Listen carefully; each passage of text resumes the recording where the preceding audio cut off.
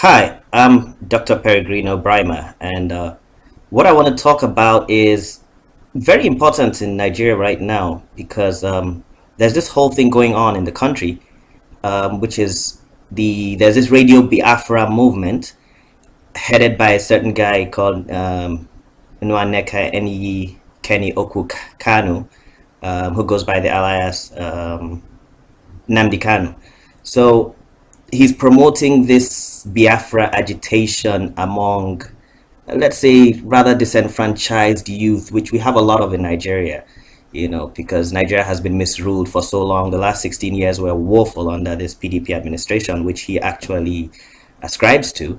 And because of that, you have over 74 million youth who are unemployed. So, these frustrated youth are, they are easy targets for capture by different radicals like Shekau, Boko Haram, and then so he too, I believe, in my view and my analysis of it, he this radio station used to promote the PDP and Jonathan government, and now that was dismantled, the minute they saw that government was losing, he's gathering these youth to promote this Biafra concept. And now, myself and our organization, we totally respect the rights of individuals to self-determination if approached through the right ways, which are decent ways and not resorting to violence. But surprisingly, the minute the former president who this station used to promote, Goodluck Jonathan, who was kicked out largely due to corruption, the minute his administration ended, the Radio Biafra people were seen going all over the world. And there's a video of Nnamdi Kanu in Los Angeles at the Igbo World Forum, where he is soliciting for guns and weapons. Let me get that. So he's soliciting for guns and weapons. So the minute the government came out, the Jonathan government, was kicked out. They basically wanted to resort to violence and all kind of methods like that to try to achieve this so-called Biafra restoration. And in this video, Nnamdi Kanu is asking for guns and weapons.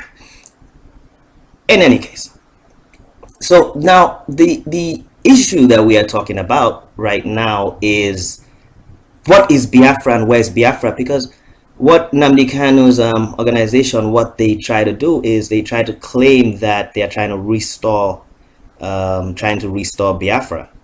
So while they claim they are trying to restore Biafra, there's this whole question of, where is Biafra? What is Biafra? So this is a post on Radio Biafra on April 20th, 2014, and it's like saying, this is from Nnamdi Kanu back then, and he's saying 3 steps to Biafra restoration. So, possibly this is true, and if this is true, then, if they go through the right approach, which rather interestingly, they didn't even ask the current President Buhari what his opinion was on, any kind of restoration. They just started looking for guns and arms, and, So in any case, is it true that there was a Biafra? Because the history that Nnamdi Kanu is rather a radical guy. The history that he promotes to his disciples is that, they never originated from Nigeria. They came from Biafra. So Biafra is their fatherland. So I came across this rather interesting article today, which put serious holes in that entire story. And I was astonished to see these kind of facts revealed. And the summary of it is, Biafra was never a part of Nigeria. And this is, this is bewildering.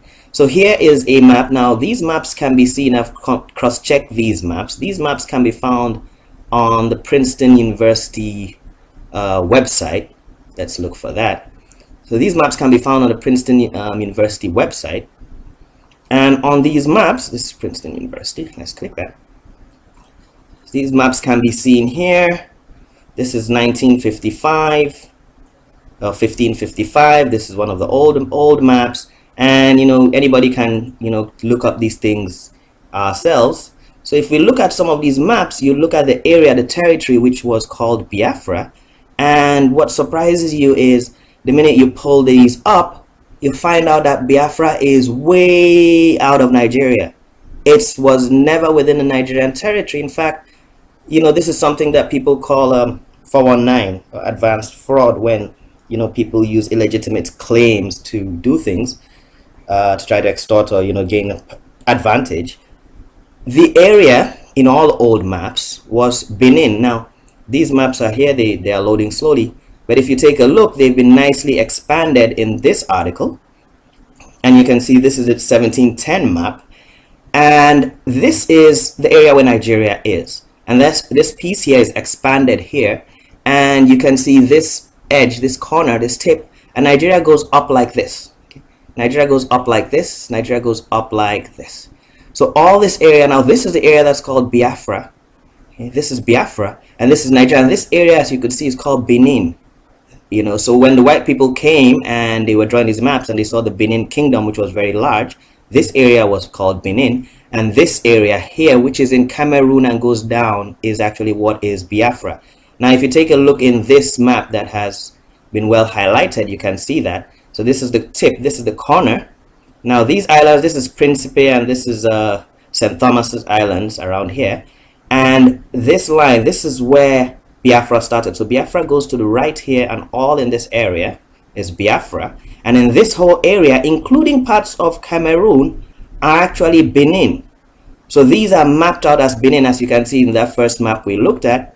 In this other map from 1644, you see the same thing. You see this part now, Nigeria goes up like this and then cuts up like this. All that area is Benin.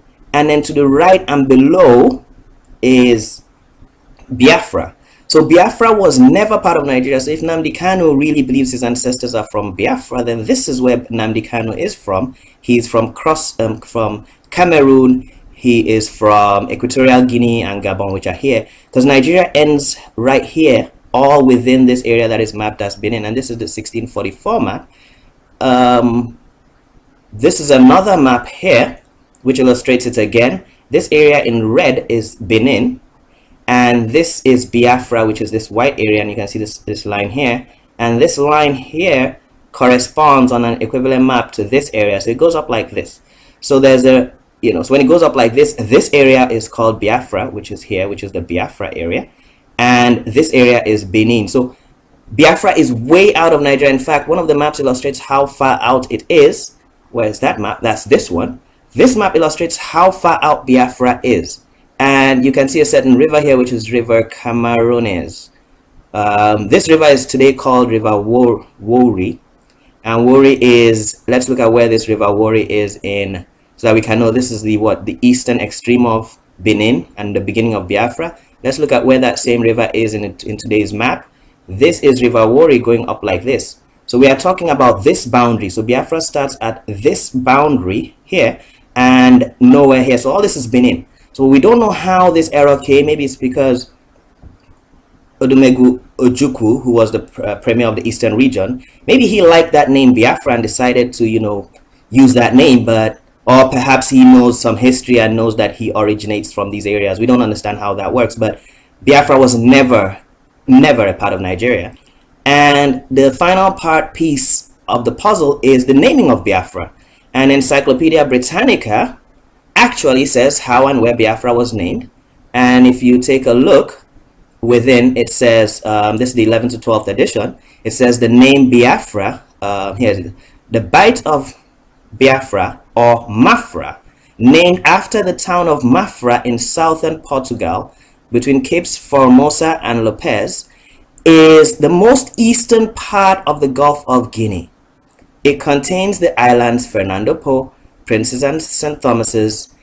The name Biafra, as indicating the country, fell into disuse in the later part of the 19th century. So it was the Portuguese who named this area Biafra after Mafra, and you can see Mafra in Portugal right here. So they named the area Biafra after Mafra, and that country that they named Biafra was within Cameroon, Equatorial Guinea. These are people from Biafra, from the real Biafra. These are real Biafrans. These are Equatorial Guineans and warriors. And this was an area here, which the Portuguese named Biafra. So